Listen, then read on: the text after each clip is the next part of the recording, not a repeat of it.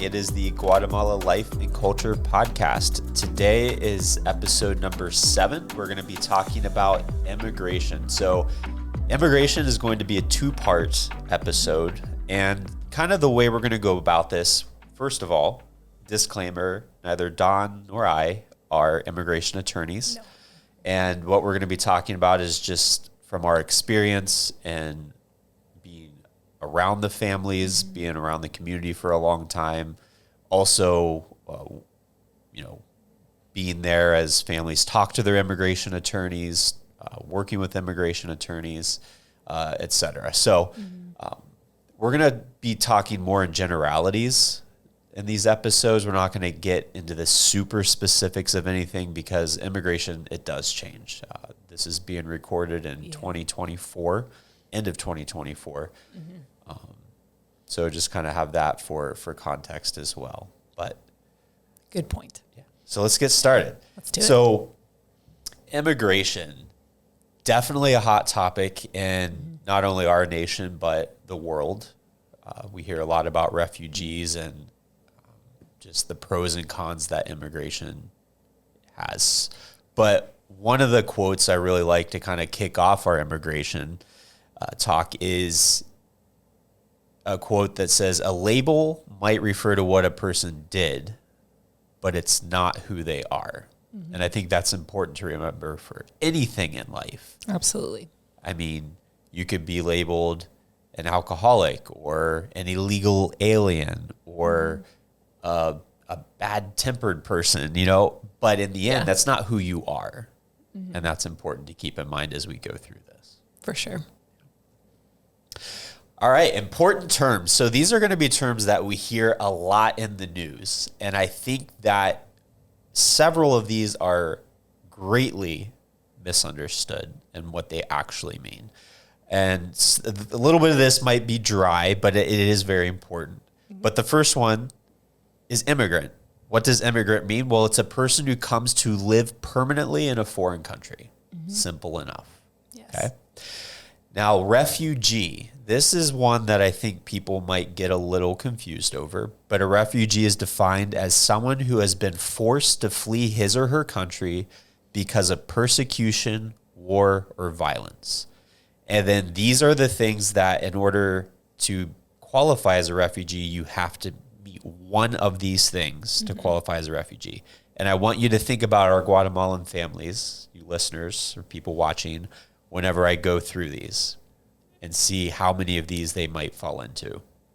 So a refugee has to have a well-founded fear for, one, persecution for reasons of race, religion, nationality, political opinion, or membership of a particular social group.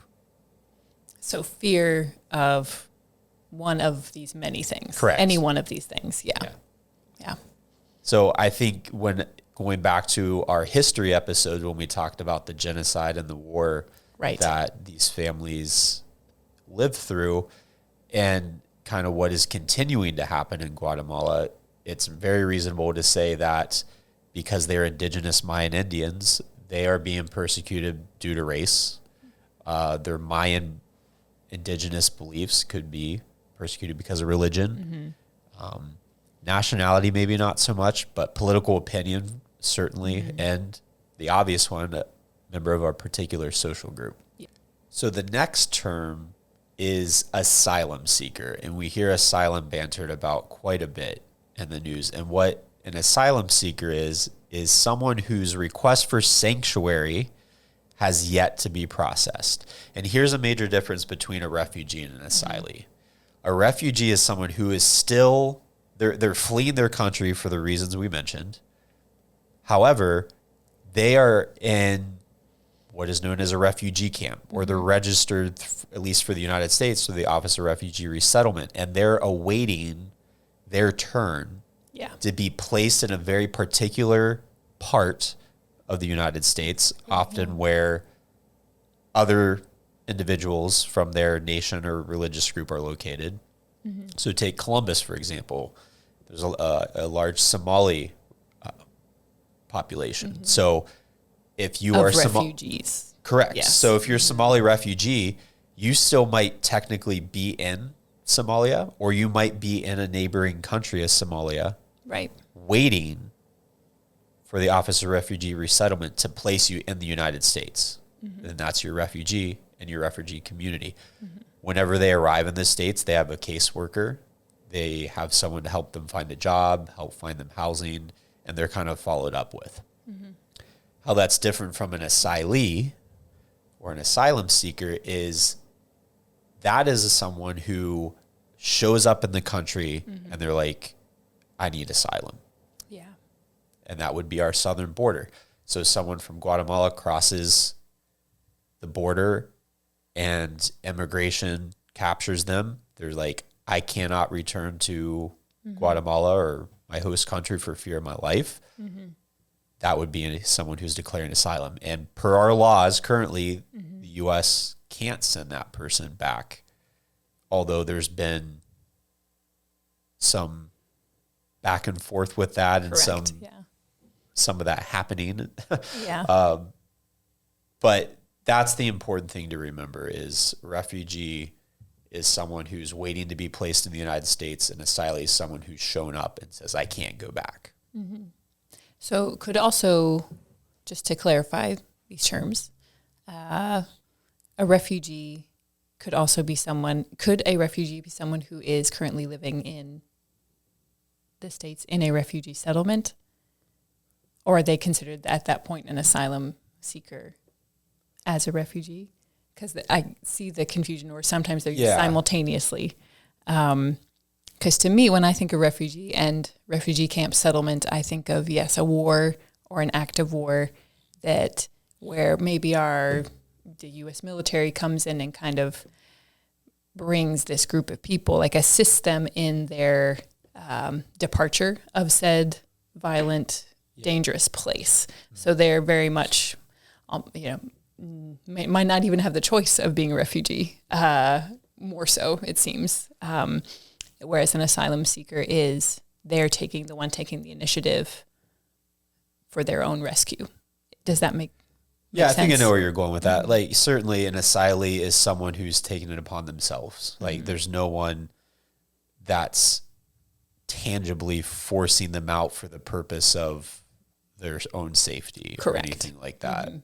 Yeah. Because those, I think, there are certain geographical places that come to our mind, like when you say refugee, Somalia, like you said, or I think Syria, places like that who have then countries like Greece have received, and other countries, many, many refugees in abundance because of civil war or unrest in those areas of the world. I think that's what our minds think of first to distinguish the difference, That's a good example maybe to use is, so say take someone from Syria and say they flee into Turkey, the northern border of Syria.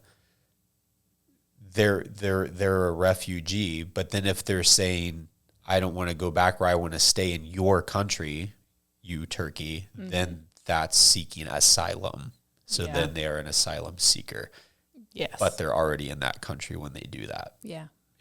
But that then, makes sense. And you're right, this is all very complicated, right? Because then the other example to kind of show an example of the other side of it is, so Burma, a genocide going on in Burma, those groups of people, like take the Karen tribe, they flee across the border into Thailand, and there are numerous Burmese refugee camps that are in Thailand. Right. And that is where they're working and hoping to eventually be sent to England or Germany or the United States. But they are refugees at that point. But they're not asylees. They're not seeking permanent residence.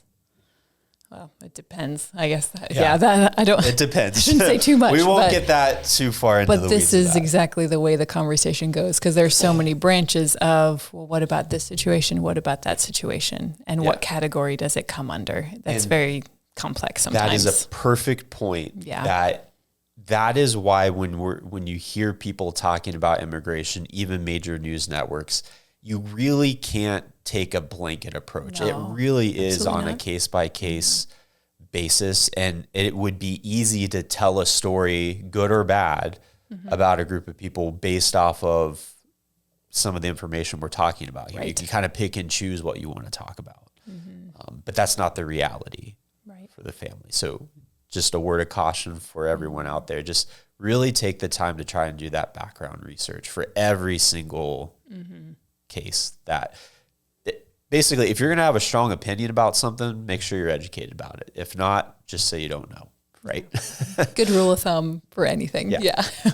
So to continue here, undocumented, that's another big one. Undocumented does not mean that the individuals have zero paperwork saying who they are. I think that's what some people think when they hear undocumented, that, oh, we have no idea who this person is. Yeah. Well, undocumented means they don't have the proper authorization and U.S. documents to be here or to enter our country. They still, in the case of our Guatemalan families who do come to our country in this manner as an asylum seeker or refugee, they do have birth certificates. They have Guatemalan passports or ID cards, and we'll see some examples of that here in a little bit. But we know who they are. Yes. Are there the few out there that we have no idea? Yes, that is out there too. But the majority, mass majority, they do have some sort of documentation. So when you hear undocumented, it means that they just don't have a U.S. form of ID. And I'm not going to get too much into amnesty, but amnesty essentially means it includes the federal government forgiving individuals for using that false documentation. So some, once they come here, do get their hands on false IDs, use different names, and social security numbers and driver's license, etc., in order to gain employment. So amnesty would mean that that is all forgiven, and now that will not be held against them, and they can continue working, quote unquote, above the line. Right? So permanent residents. So permanent residents are given what's known as a green card. So that is one of the things that I think is really misunderstood. And if you're watching us here today, you're going to see on the screen some examples of these IDs. And if you're listening, again, a link to the video will be posted below to where you'll be able to check these out when you're able to do so. But the top left, green card, permanent resident, Top gone. left. Does green card equal citizenship? No, it does not. It does not, right? And that's a big misunderstanding when people say, oh, you got your green card. I thought you were going to ask me what color is the card. And I was going to say it has some green in it, but it's not. But isn't there one that's a green card that's not, it doesn't even have anything to do with really the color? Like, where did it. that term come from? Yeah. So I'm kind of colorblind, so I'm glad that you explained that. You are. It looks more teal to me. Yeah. Yeah. But it's not like straight up green. No. No. Do you know the origin of green card? Do we know that? I don't. Why? Like, does green just mean go? So, yeah. That's a great theory. Maybe. I don't know. But it does not mean no citizen. No. Correct. And we'll talk about the differences of what a permanent resident can and can't do compared to a U.S. citizen here in a second. But we also have some other IDs that we're showing here. We have the DPI card from Guatemala. We have the consulate card. We have a Guatemalan passport. So again, these are things that, for those of you interacting with the community, these are forms of identification that they might be showing you to prove who they are. And it goes back to, these are things that they brought with them from Guatemala. And we actually do have a Guatemalan consulate. The closest active one is in Chicago. So they can get their passports renewed and other documentation. But we also have a small one in Columbus that it's still trying to get its feet off the ground. Yes. I haven't had too many experiences where I've heard of a lot of people going to Columbus. Like, it hasn't. People still go to Chicago. Yeah. Because that's the for sure. That's the one that's set up. Yeah. All right. So what's the difference? So we hear people coming on a visa, right? And there's a lot of different visas. We hear permanent resident, and then we have citizen. So what can a permanent resident do, or someone with a green card? Can they travel freely in the U.S.? Yes. Yes. It's lifelong valid. Unless you do something terribly wrong, then it could be revoked, but it's lifelong. Can you get Medicare and get benefits if you have a green card? Yes, after you've had it for 5 years. 5 years. Mm-hmm. Can you get U.S. citizenship?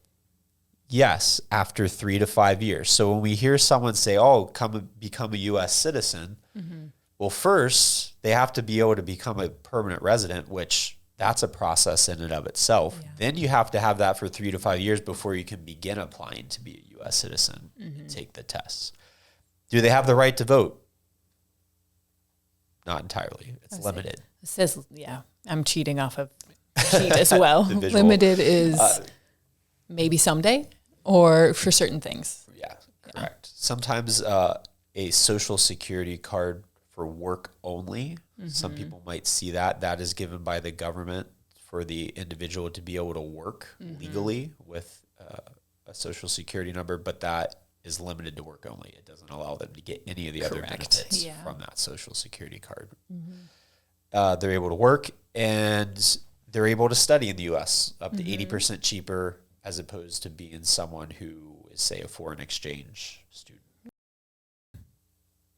So someone with a visa is not able to, they're able to travel freely in the U.S., but it's for a certain amount of time. It's usually good for however long, but it's typically months, not more than a year. 3 months, is the typical. Yeah, before you'd maybe have to reapply. Yeah. I was, side note, I was in Chile and overstayed my visa one time, I didn't overstay it. I didn't renew it in time.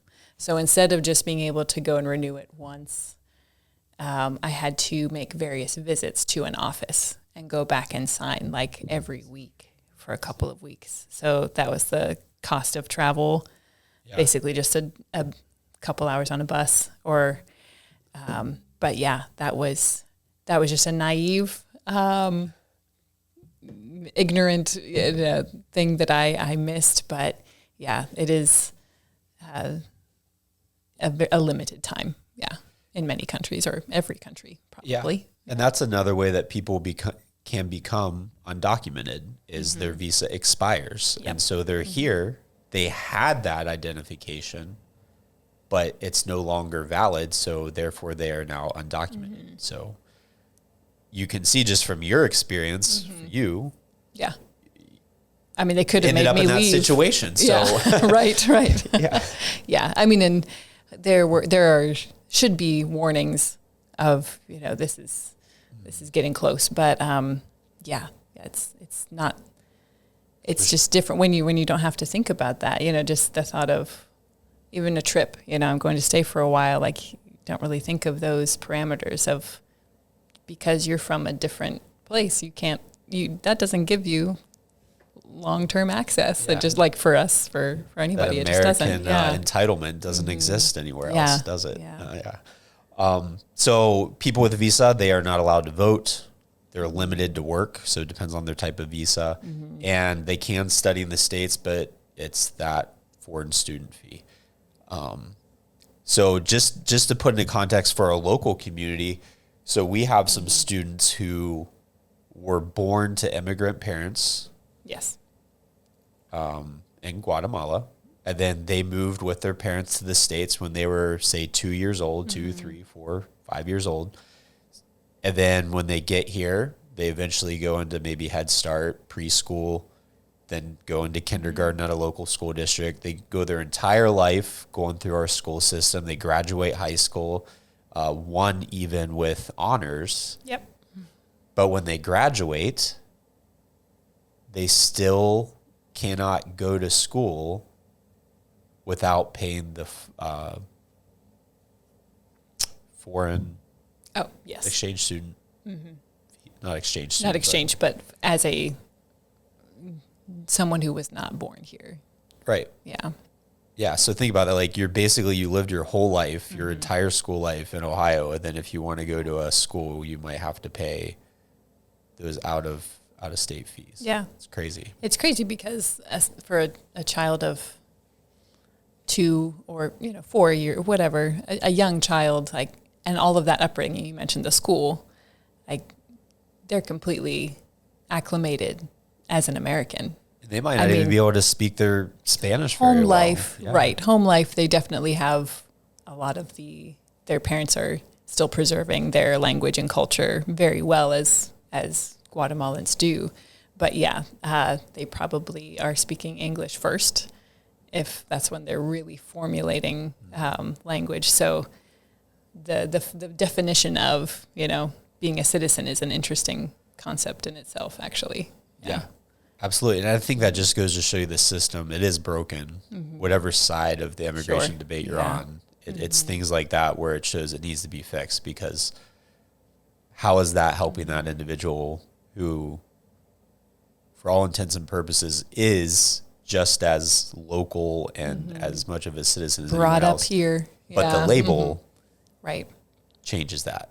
So, all right. So we're going to move into kind of we're going to use the fake name. This is not a real individual. So this is going to be a general kind of story of someone who comes to the United States with using a coyote. So we're not going to be talking about someone who comes with a visa and applies. We'll talk about that process. We will, yes. But we're going to use the name Julio. Okay. Julio has a wife and 3 kids in Guatemala. Okay. Julio lived through the end of the Civil War. He doesn't have... He wants to build his own home back up, but right now he only has his trying to buy that land back in Guatemala. In Guatemala, yeah. So he's coming to the U.S. to work. Yeah, living $2 a day. We'll get there. Yes. And so he decides that I have some cousins in the States. I have cousins in Ohio, and I see on social media, because yes, social media is everywhere, even in the developing world. They seem to be doing okay. Like, they're making anywhere from, $8 to $15 an hour. That's awesome. Imagine that, living off of $2 a day, and you're thinking of 15, right, or less, a little bit less dollars an hour. That's insane. And again, we're going back to survival mode. So Julio sees that and he's like, okay, yeah, I'd love to maybe go do that. I want to be back here with my family in Guatemala. I want to build my own house, but there's no way I'm going to make that dream possible without being able to get some money somehow. So he decides to go to the States. And someone might ask, so he needs to do it the right way. So the right way... People would say, sorry to interrupt, but I want them to come here for a better life, but I just wish they would do it the right way, as there is a, like, seemingly an option to do it the right way. Unfortunately, it's very, very hard. Yes. Very, very challenging. Yeah. And that's where we're going to take a little walk in empathy with Julio. So whether you agree with the decisions that Julio is about to make or not, just try to see the logic and the empathy in it.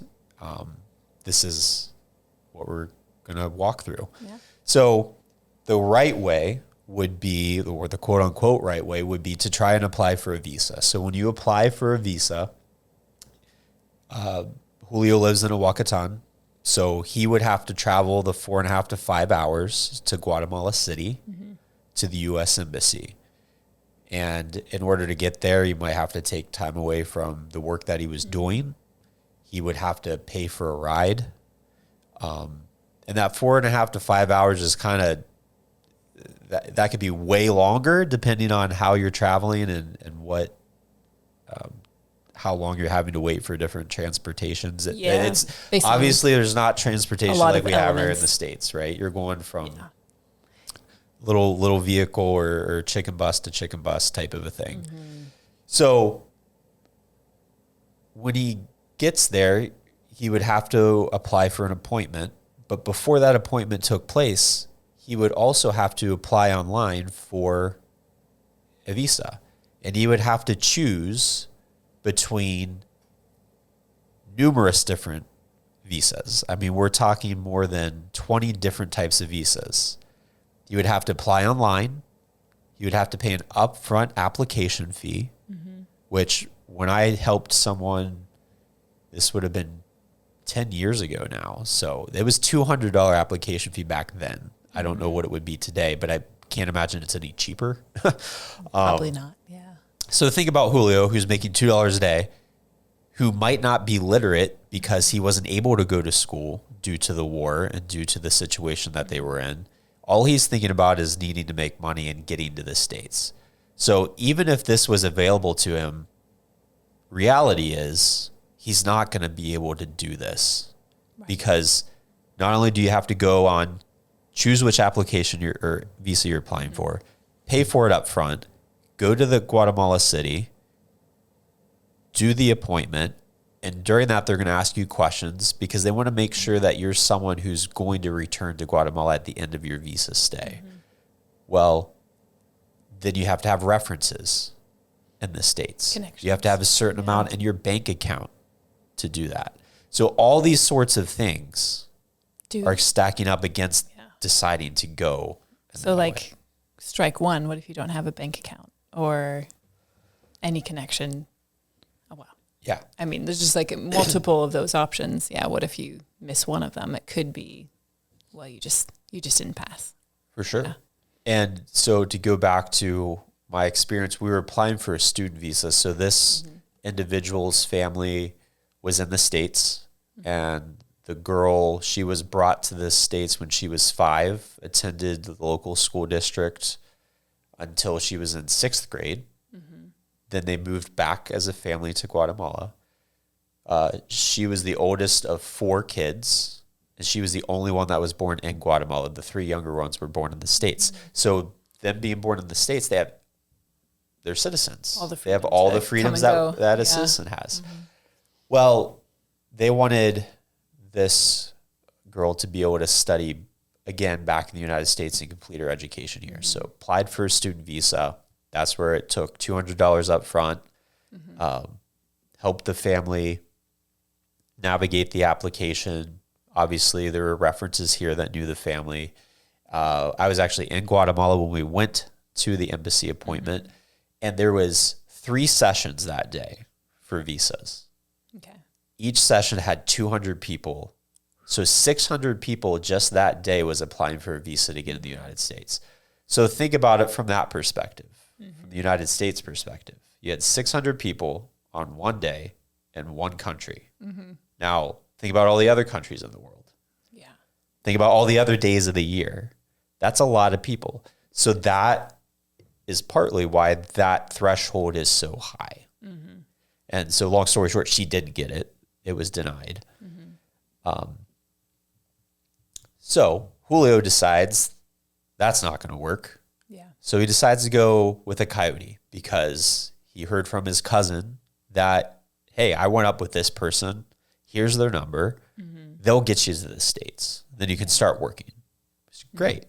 So Guatemalans who do come with coyotes, typically they pay the coyote anywhere from $2,000 to $6,000. And then you're thinking like, okay, so if they couldn't pay the upfront application fee. Exactly. Yes.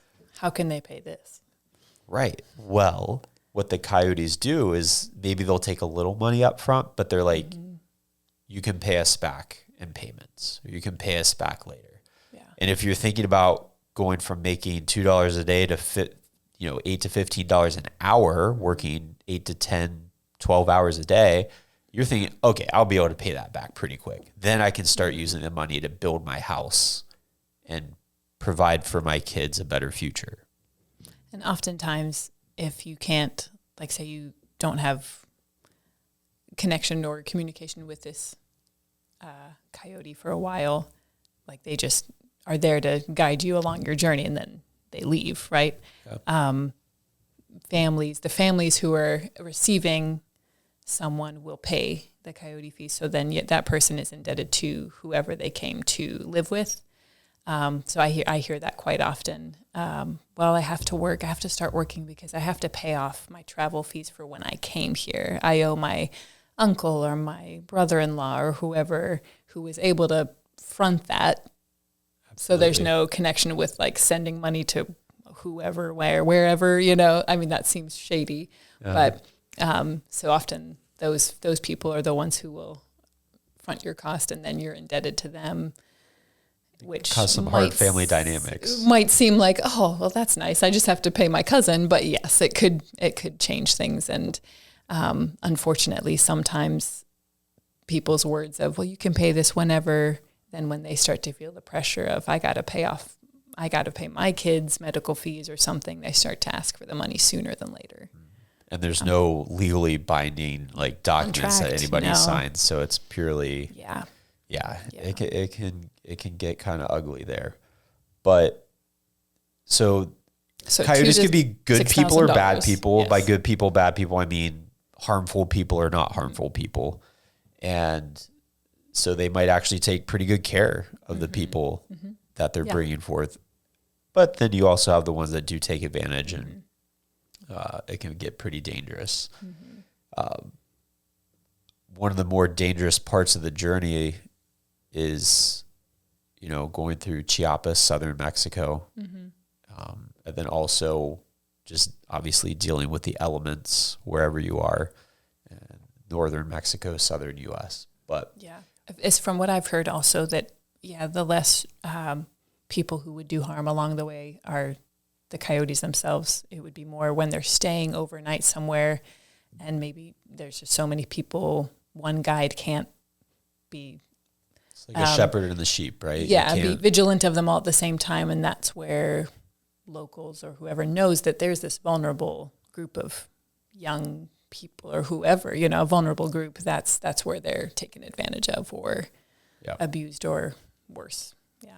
Yeah, and so an example of that, when I was doing my advocacy stuff, there was a father who was here, and he had his 5-year-old son, but his pregnant wife and 7 or 8-year-old daughter was still in Guatemala, and they were coming up with a coyote, and he, was telling me about it, and a certain amount of time later, he calls me, and he's a little frantic, and he's saying like, hey, someone called me from a Mexican number.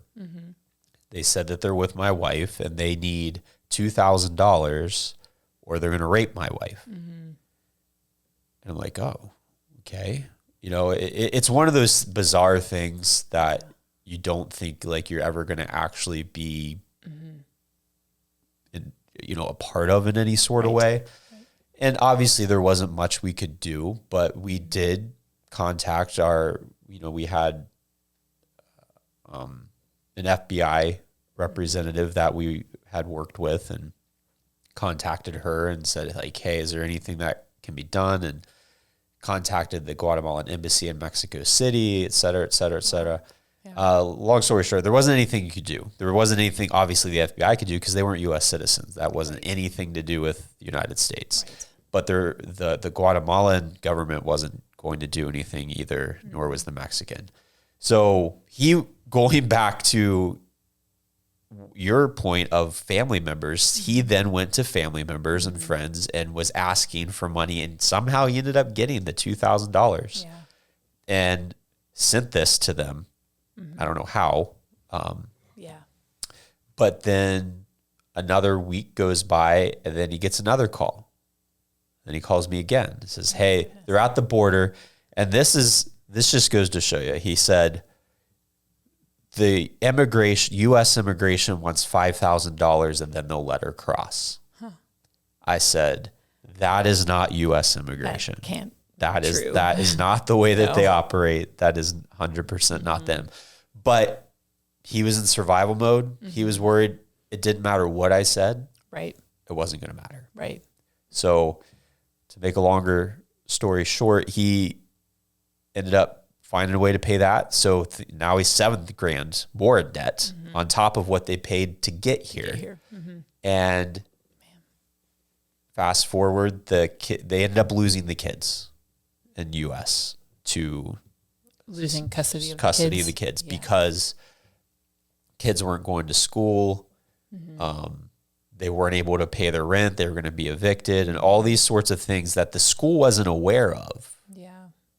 of the history of why they weren't paying their rent. But it just put it all in a whole bad situation. Right. And that's where it ends up. Yeah. And again, that's not every family you're going to come across, but that's just one specific example. For sure. It does happen. And so with that, there are also advertisements in these towns and the aldeas that are advertising like, hey, you want a better life? We'll take you up there. You know, they're coyote advertisements and you call the number and then boom, your journey starts. So that's what Julio does. Yes. Right. Yes. And he comes up and now he's in debt, but he's made it to the border. And we'll pick up his story here in a little bit. But one of the other things, or terms that we hear is unaccompanied minors. And this is big for our schools. Yes. Dawn, what is an unaccompanied minor? Wow, really put me on the spot because I don't know the official definition other than an unaccompanied minor would be a migrant or asylum seeker, to put it specifically, or someone who is coming to the U.S. who is on their own under the age of 18, who is not have a legal guardian with them. Correct. And that's the key term, with them. Yes. So they might make the journey. Physically with them, yes. Make the journey alone, but they're planning to join a family member. Yes. Whether it's an aunt, uncle, brother, sister, or even a mom or a dad, once they arrive in the States. Right. And for our county, Tuscarawas County, I'll just go from 2017 up through 2021. I don't have the stats for the recent years, but in 2017, we had 75 unaccompanied minors placed in our county alone. 2018, there were 66. 2019, 97. 2021, 93. Yeah, I have a feeling that it only has gotten bigger in those 23. We did say we're in 2024 right now. 22 and 23 must be higher than that, based on what I saw, in the school system, that there was an influx, if you will, at certain parts of the year. Not always at the same time, like not always at the start of the school year, sometimes in January, sometimes in April. Yeah, it just depends. Yeah. So we're kind of winding down this half of our immigration talk. And just to kind of close it out, so what is the approval rate of these people that are applying for asylum? Well, it's not very high at all. So from the Justice Department, in 2018, there was about 160,000 people that applied for asylum. Yeah. Out of that 160,000, under 20,000 were granted asylum. And we'll talk about in the next episode, as you're waiting for your case to be heard, you're allowed to be in the States. So with that, thank you again for joining us for this Guatemala Life and Culture episode. Stay tuned for episode 2 of Immigration.